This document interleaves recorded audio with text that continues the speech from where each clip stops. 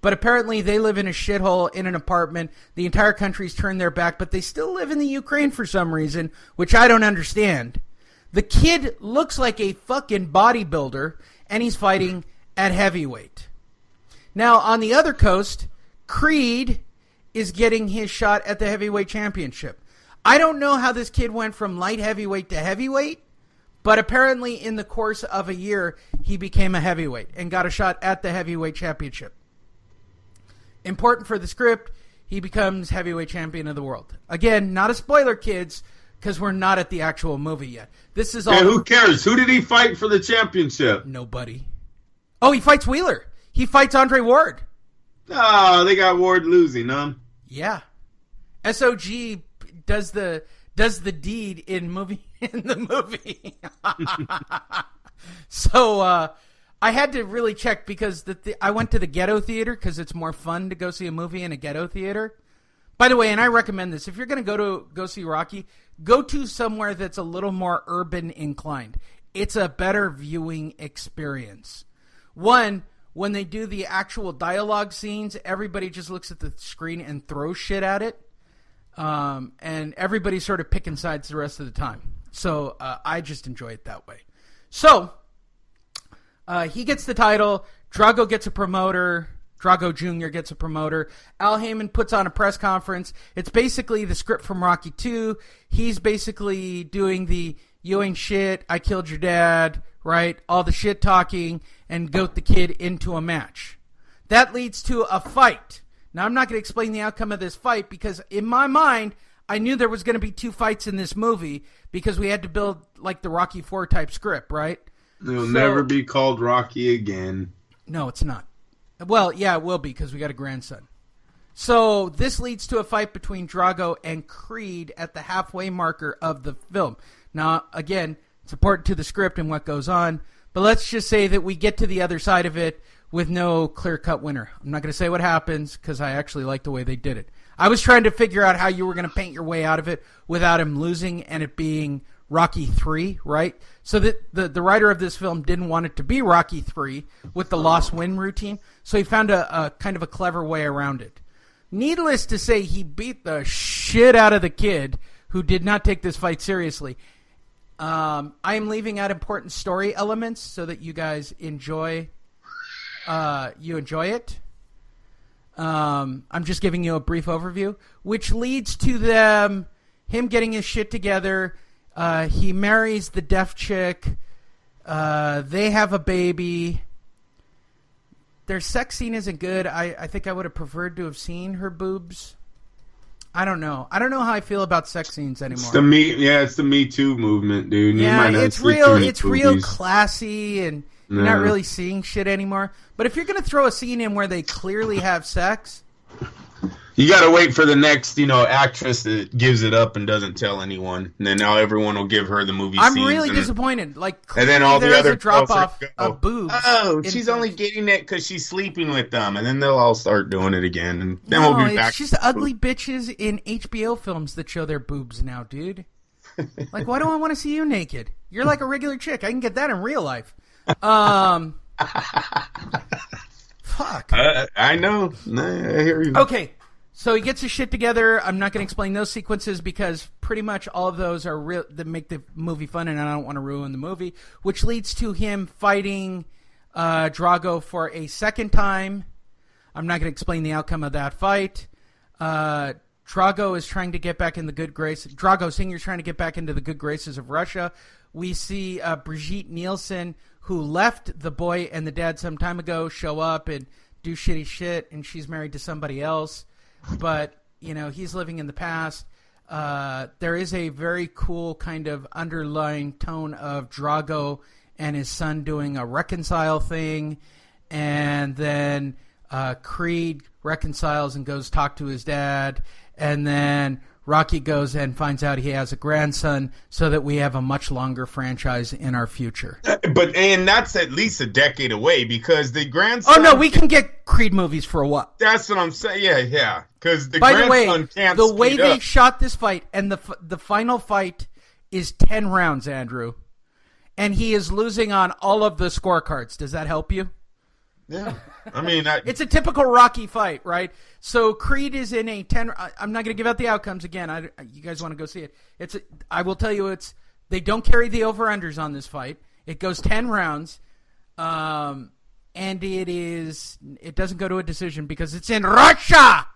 Again, like that bullshit really happened. The heavyweight champion went to fucking Russia to take the fight.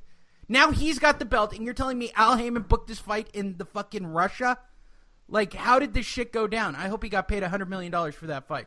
But yeah, he gets rich in this film. But he starts to, the whole movie is about him showing that he's trained and he's got the heart of Rocky and daddy issues. I guess that's the theme of Creed 2. I mean, I'm going to tell you. All the movies are the same. I loved your review. This didn't make me want to watch it, though, the final one. No, I would wait till, if it were me. And I'm going to tell you, I wasn't impressed with Creed 1. And the reason why is because they did a lot of the same scenes from Rocky and just, like, had the black guy do it now. Right? They have the chicken scene. They have the bike riding scene, the running through Philly scene. Like, I was like, come on, I've seen this before, dude. This is Rocky 1, just with a different character. And now Creed 2 doesn't sound that interesting. I'm going to watch it, but, I don't know if Rocky's going to be able to run this one for 7 movies. Yeah. No doubt. You got, and by the way, you need to invest in all the films for all the, like, Easter eggs in Creed 2. Like, they did all the shit, right? They did all the like, they literally did all the shit. Like, Brigitte Nielsen popping up, like, making references to all of the movies. The Al Heyman guy is making references to movies. Like, there's a lot of shit going on, man. Like, they expect you to be... It's like watching a fucking Marvel movie. Like, if you're watching Thor Ragnarok, they're going to drop something in from Iron Man 1 just to be fucking cool about it, right? They expect you to be invested in their franchise. The problem I have, other than every time Rocky goes to sit and talk to Adrian, he's not in Philadelphia. He's actually in Canada for some reason. But, I mean, that's just, a visual issue that I have. What do you mean? I don't understand. Oh, by the way, when he goes to the cemetery to go talk to Paulie and Adrian, yeah, that's not Philadelphia. That's Canada. And you know that because... Visually, it's a fact. It's not Philadelphia. They couldn't ever find in Philadelphia a cemetery that looks back into a city. So their location designer found one in Canada. And they've been using the same spot forever. Oh, gotcha. Right. It's a fact. Like, there are some visual issues of stuff they're doing, right? The kid does do a hardcore training while Drago does the best state-of-the-art routine. Like, they do a Rocky Drago Jr. replay of Rocky 4. Like, there's things. There are things, right? It's all right. It's all right. I saw it for a matinee. I took my own burrito in. I mean... That's how I roll. I mean, my lady always jokes with me. She goes, "You got your snack pants on. Where are you going? To the movies?" Yeah. I wear baggy shorts, right, with the pockets on the sides. I go to the 7-Eleven. I load up on treats because it's cheaper. I stop by and I either pick up a burrito or I go to Der Wiener Schnitzel and I get a couple of hot dogs. Why am I going to pay $5 at a theater? All right. I went to the matinee. I went to an Edwards, which are now Regals, right? They're no longer Edwards. I went to a Regal Cinema over in Covina, which was way more ethnic than me going to one of the snooty... You go to the snooty AMCs, right, where you can pick your own seat and shit? There is no snooty where I'm from. I'm from the Bay Area, bro. Dude. You go snooty... What? To go snooty, you got to go fucking... Where? Out of the Bay. Not Bay. true. Not true. Bullshit. They have gentrified Oakland for sure. I don't hang around in Oakland. I know but... you're further inland than that. Yeah. But yeah, so I went to I'm not positive you just I'm not positive there's a snooty place in Oakland still either. I guarantee there's a snooty AMC where you can pick your seat. You just haven't been to a movie theater in a while. So the ultimate question is, do you illegally download this or wait till it comes out on video in about less than 6 months, right? Because that's what it'll be. Everything is out and on live stream in 6 months. All right, I saw it as a matinee, Andrew. I wanted to see it in the theater that I saw it in. I did bring in my own food. So invest it. It's 2 hours and fucking 10 minutes long as well. Yeah, you just gave it a fucking hour, bro. Come. Yeah, but we don't have anything else to talk about, Andrew. Yeah, we should. Go to boxing scene. Come on. Let's wrap it up.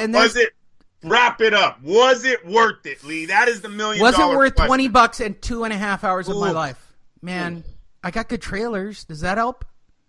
Trailers do help. Trailers do help.